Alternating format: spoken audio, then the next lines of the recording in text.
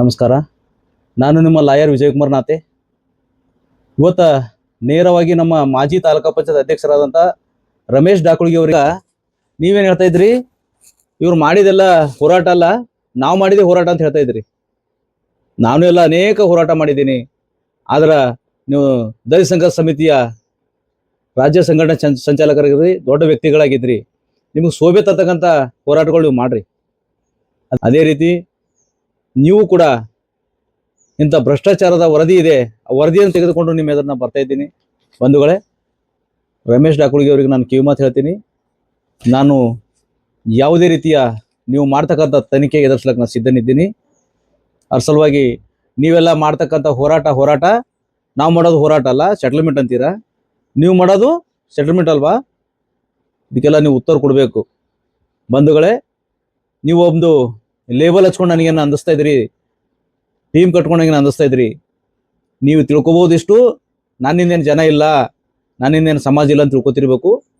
ನೋಡೋಣ, ಕಾಲನೇ ಉತ್ತರ ಕೊಡ್ತದೆ. ಅದ್ರ ಸಲುವಾಗಿ ತಾವು ಯಾರಿಗೂ ಕಮ್ಜೋರ್ ತಿಳ್ಕೊಂಡು ಮಾತಾಡ್ಬೇಡ್ರಿ. ಒಂದು ನೀವು ದಲಿತ ಎಂಬ ಕಾರ್ಡ್ ಯೂಸ್ ಮಾಡಿ ನನಗೆ ಹೆದರ್ಸಕ್ಕಂಥ ವ್ಯವಸ್ಥೆ ಮಾಡಬೇಡ್ರಿ. ನಾನು ದಲಿತನಿದ್ದೇನೆ, ನನಗೂ ಅದೇ ಕಾರ್ಡ್ ಇದೆ. ದಯಮಾಡಿ ಯಾರಿಗೂ ಕೀಳಾಗಿ ಮಾತಾಡೋದು, ಅವ್ರ ಹಣಕ್ಕೆ ವ್ಯವಹಾರ ಕುಂತಿಲ್ಲ, ಅದು ಕುಂತಿಲ್ಲ ಅನ್ನೋದು ತಪ್ಪಿದೆ, ಶುದ್ಧ ತಪ್ಪಿದೆ. ಆ ಮಾತು ವಾಪಸ್ ತಗೋಬೇಕಂತೇಳಿ ಮನವಿ ಮಾಡ್ತೀನಿ.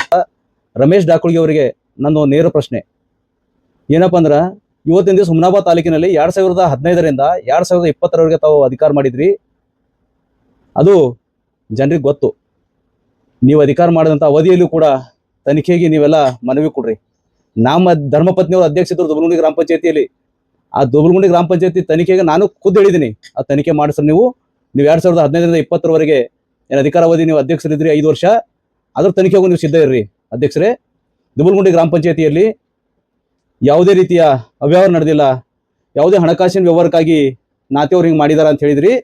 ನೀವು ಇದ್ದಕ್ಕಿದ್ದಂತೆ ನಾ ಹೇಳೋದು ಉದ್ದೇಶ ಏನದಂದ್ರೆ, ತನಿಖಾ ವರದಿ ಇದೆ, ತನಿಖಾ ತಂಡ ರಚನೆ ಮಾಡಿದಾಗ ತನಿಖಾ ತಂಡದಲ್ಲಿ ಬಂಧುಗಳೇ ಕೇಳಿ, ಅಲ್ಲಿ 2 ದಲಿತ ಅಧಿಕಾರಿಗಳಿದ್ದಾರ. ಆ ತನಿಖಾ ತಂಡದಲ್ಲಿ ಒಬ್ಬ ಎಡಬಿಲಿದ್ದಾರ. ಅವರೆಲ್ಲರೂ ಕೂಡಿ ತನಿಖೆ ಮಾಡಿ ನಾ ಇವ್ರದೇ ದಲಿತ PDO ಅಂತ ಹೆಸರು ಎಲ್ಲೂ ನಾ ಕೊಟ್ಟಿಲ್ಲ.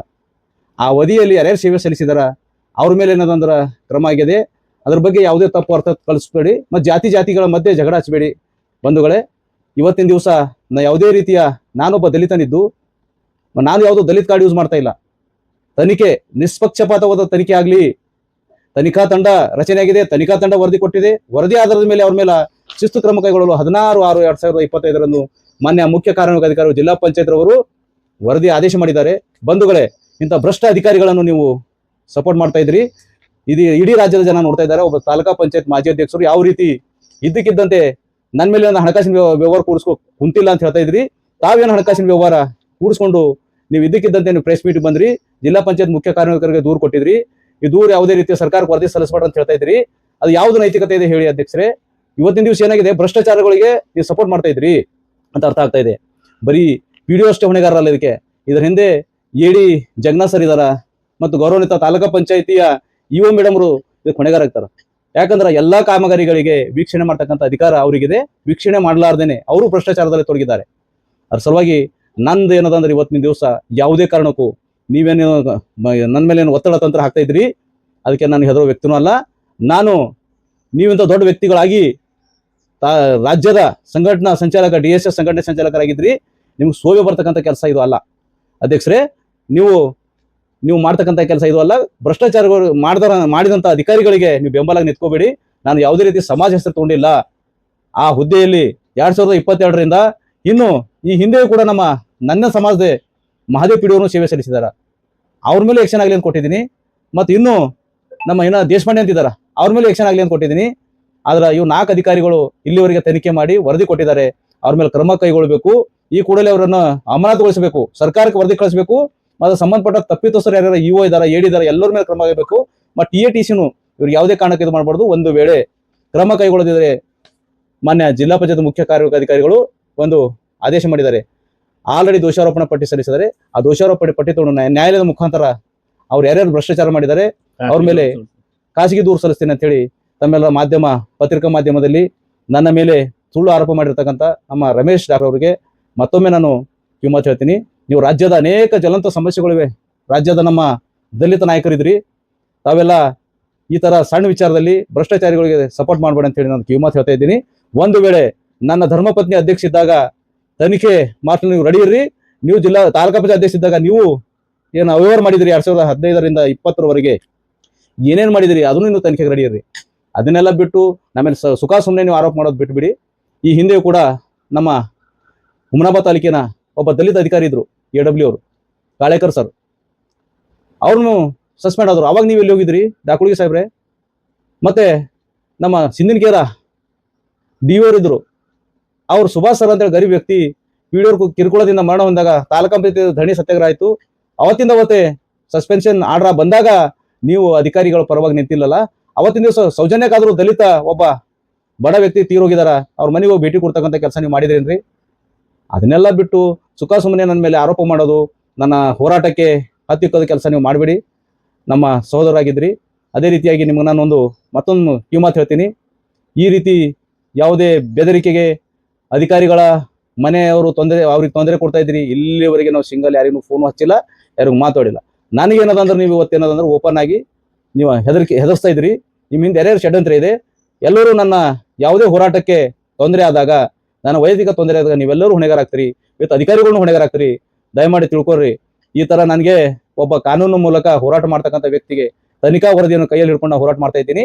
ಆ ಹೋರಾಟಕ್ಕೆ ನೀವೇನ್ ಮಾಡ್ತಾ ಇದ್ರಿ? ಇವತ್ತ ಹತ್ತಿಕ್ಬೇಕು, ಇವ್ರ ಹೋರಾಟ ಇಲ್ಲಿಗೆ ನಿಲ್ಲಿಸಬೇಕು. ನಾವು ಇವತ್ತಿಲ್ಲ ನಾಳೆ ಸತ್ಯಮೇವ ಜಯತೆ, ಸತ್ಯಕ್ಕೆ ಯಾವಾಗೂ ಜಯ ಇದೆ. ವೇಟ್ ಮಾಡಿ. ಆ ತನಿಖೆಗೆ ತಾವು ಸಿದ್ಧರಾಗಿ ನನ್ನ ಯಾವ ತನಿಖೆ ಮಾಡಿಸ್ರಿ ಆ ತನಿಖೆಗೆ ನಾನು ರೆಡಿ ಇದ್ದೀನಿ. ಅಧ್ಯಕ್ಷರೇ, ಹಿಂದೆ ಹುಮನಾಬಾದ್ ತಾಲೂಕಿನ ಅನೇಕ ಅಧಿಕಾರಿಗಳು ಬಂದಿದ್ದಾರೆ. ಇದ್ದಕ್ಕಿದ್ದಂತೆ ನೀವು ಅಧಿಕಾರ ಭ್ರಷ್ಟ ಏನು CS ಅವರು ಹೇಳಿದ್ದಾರೆ ಚಾರ್ಜ್ ಶೀಟ್ ಸಲ್ಲಿಸ್ರಿ ಅಂತೇಳಿ, ಇಲ್ಲಿದೆ ಕಾಪಿ.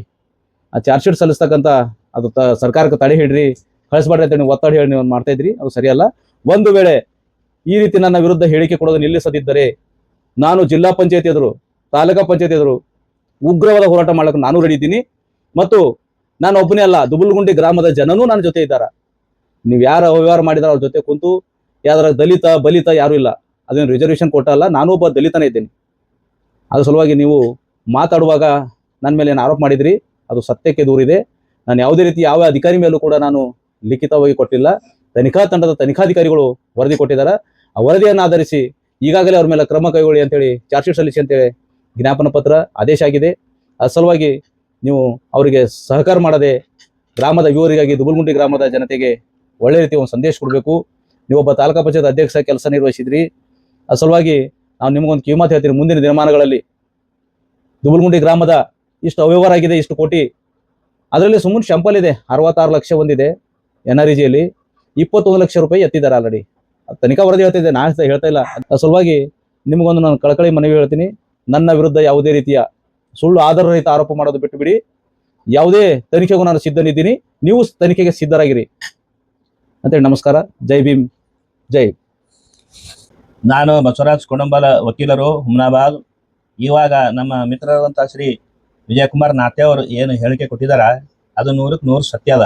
ಯಾಕಂತಂದ್ರ ಈಗ ಈ ಸಿಸ್ಟಮ್ದಾಗ ಏನಿದೆ ಅಂದ್ರೆ ಇಡೀ ರಾಜ್ಯದಲ್ಲಿ ಮತ್ತು ಬೀದರ್ ಜಿಲ್ಲೆಯಲ್ಲಿ ಮತ್ತು ಹುಮನಾಬಾದ್ ತಾಲೂಕಿನಲ್ಲಿ ಪ್ರತಿಯೊಂದು ಹಂತದಾಗ ಎಲ್ಲ ಕಡೆ ಭ್ರಷ್ಟಾಚಾರ ತುಂಬಿ ತುಳುಕ್ಲತ್ತದ.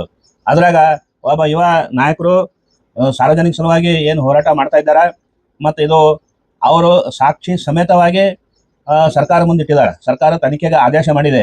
ನಮ್ದೇನು ಉದ್ದೇಶ ಅಂದ್ರೆ ಈ ದುಬುಲ್ಗುಂಡಿ ಗ್ರಾಮದ ಏನು ಕಾಮಗಾರಿಗಳಲ್ಲಿ ಏನು ಭ್ರಷ್ಟಾಚಾರ ಆಗಿದೆ ಅಂತ ಹೇಳಿ ಇದೆ, ಇದು ಸಮಗ್ರವಾಗಿ ನಿಷ್ಪಕ್ಷಪಾತವಾಗಿ ತನಿಖೆ ಆಗಬೇಕು. ಇದ್ರಾಗೇನು ಹಿಂದುಳಿದವರು ಮುಂದುವರೆದವರು ದಲಿತರು ಅವರು ಇವರು ಏನು ಲೆಕ್ಕ ಇಲ್ಲ. ಭ್ರಷ್ಟಾಚಾರಕ್ಕೆ ಏನು ಜಾತಿ ಇಲ್ಲ, ಅದಕ್ಕೆ ಯಾವುದೇ ಒಂದು ಸೀಮೆ ಇಲ್ಲ. ಅದ್ರ ಸಲುವಾಗಿ ತಾವು ಈ ಒಂದು ಏನು ತನಿಖೆ ನಡೀತಾ ಇದೆ, ಈ ತನಿಖೆ ಮುಕ್ತವಾಗಿ ಆಗಲೇ ಮತ್ತು ಸಾರ್ವಜನಿಕ ಹಣ ಪೋಲಾಗುವುದು, ಕೆಲವೇ ಜನರ ಕೈಗೆ ಸೇರುವುದು ನಿಲ್ಲಬೇಕು ಮತ್ತು ಸಾರ್ವಜನಿಕ ಹಣ ಸಾರ್ವಜನಿಕರ ಸಲುವಾಗಿ ಉಪಯೋಗ ಆಗ್ಬೇಕಂತೇಳಿ ನಾವು ವಕೀಲರ ಮಿತ್ರರು, ಹೋರಾಟಗಾರರು, ಜನಪರ ಕಾಳಜಿಯುಳ್ಳಂಥ ಎಲ್ಲ ಜನ ಸಮಾಜದಾಗ ಇವತ್ತ ವಿಜಯಕುಮಾರ್ ನಾತೆ ಅವರ ಹಿಂದಿದ್ದೇವೆ ಅಂತ ಹೇಳಿ ನಾವು ಈ ಮೂಲಕ ತಮಗೆ ತಿಳಿಸಲು ಇಚ್ಛಿಸುತ್ತೇವೆ. ಯಾರು ಭ್ರಷ್ಟಾಚಾರ ಮಾಡಿದಾರ ಮತ್ತು ಸಾರ್ವಜನಿಕ ದುಡ್ಡು ಯಾರು ಕೊಳ್ಳೆ ಹೊಡೆದಾರ ಅವರಿಗೆ ಸಮಾಜದಾಗ ಶಿಕ್ಷೆ ಆಗ್ಬೇಕು. ಮತ್ತು ಒಂದು ಎಳ್ಯಾಕ ಸರ್ಕಾರ ಕ್ರಮ ಕೈಗೊಳ್ಳಲಿದ್ರ ನಾವೇನ್ ಮಾಡ್ತೇವೆ ಅಂದ್ರೆ ಪ್ರೈವೇಟ್ ಕಂಪ್ಲೇಂಟ್ ಹಾಕಿ, ಖಾಸಗಿ ದೂರು ಹಾಕಿ ಅವರಿಗೆ ನಾವು ಶಿಕ್ಷೆಗೆ ಒಳಪಡಿಸ್ತೇವೆ ಅಂತ ಹೇಳಿ ಈ ಮೂಲಕ ತಮಗೆ ತಿಳಿಸ್ಲಿಕ್ಕೆ ಪ್ರಯತ್ನ ಮಾಡ್ತೇವೆ.